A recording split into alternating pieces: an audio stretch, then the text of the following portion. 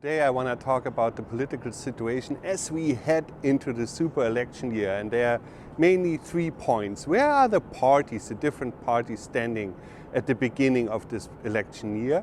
I want to talk about a political scandal that's blowing up the governing CDU, the Conservative Party, and I would to take a look at state elections that give us hints at where everything might be going in Germany.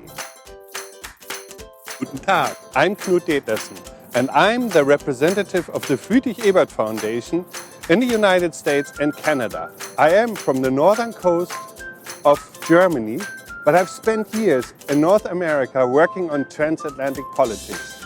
And this is my logbook. Let's look at the lay of the land as we enter the election year in Germany in 2021. It is the end of the era. Angela Merkel is not running again. And one thing is for sure, Germany will have and see a new chancellor at the end of this election cycle. The CDU is clearly leading in the polls, and until recently it was a strong lead. It had received something like a pandemic bump in the polls. That means that all incumbent governments were polling rather high, not only in Germany. But the CDU is mired in a political scandal, and that scandal, as we will discuss later, might mean trouble at the ballot box. The CDU and its Bavarian sister party, the Christian Social Union, have not chosen their candidate for chancellor, but they promised to do so by the end of May. The SPD, the Social Democrats, have seen a lot of political challenges in the last 15 years, but they are still a central actor in German politics.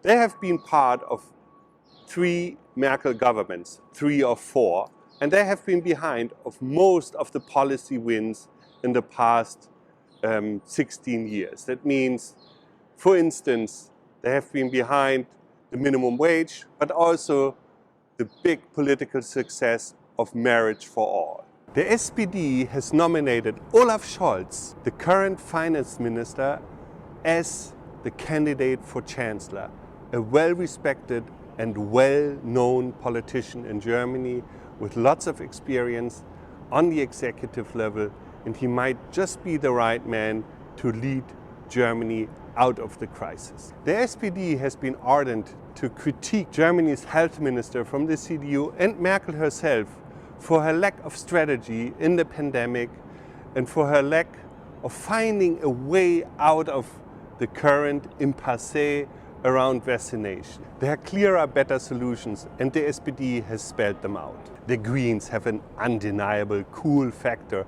and they have trended upward in all polls in the last few weeks. The Greens are untested in running the federal government, and it is unclear if the voters are okay in having a party run Germany in the times of crisis that have not been the leading party on a federal level. They also still have to decide who will be their candidate for chancellor. There's always great interest in the AfD, the Alternative for Germany. That is no alternative. It is a racist, nationalist, anti-immigrant party, and it has entered German parliament 2017 on the national level for the first time. It is pretty clear that their policies and their constant infighting in the last few months is not welcomed by the public, and that they will not be rewarded in the upcoming election, but they probably will still enter parliament. In early March, it became evident that 2 CDU members of parliament took 6-figure kickbacks in deals for masks in the height of the pandemic. These revelations came on the eve of 2 important state elections. And after these elections, it became clear that also a former state minister of the CSU, that means in Bavaria, took over €1 million in kickbacks, also in procuring masks during the height of the pandemic. He stepped down, but not before also pulling the CSU into the scandal. That brings us to the state elections in Germany. That gives us maybe the clearest hint where the political mood is in Germany. On March 14th, voters went to the polls in Rheinland-Pfalz and in Baden-Württemberg.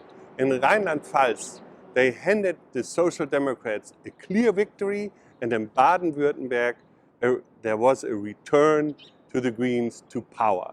It was a really bad night for the CDU, who lost in both states, and the real loser of the regional elections was the nationalist AfD, who dropped under 10 points. The SPD had a very good night in Rheinland-Pfalz because it showed it can be the party of the future. That means the SPD can win elections with trusted and good leadership. In Baden-Württemberg, the Greens had a clear victory in a big and important state. Now, is this a trend for the federal elections? I'm not so sure, because the Greens ran a rather conservative campaign around their regional leader in Baden-Württemberg. The CDU had disappointing results in both states.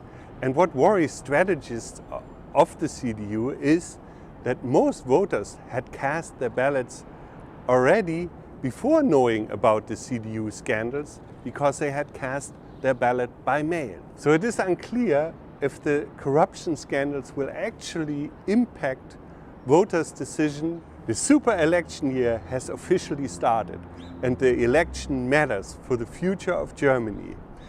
Every contender has a fair shot. The election is completely open. So we will keep on reporting. So stay tuned and see you at the next Logbook. I say tschüss und bis bald.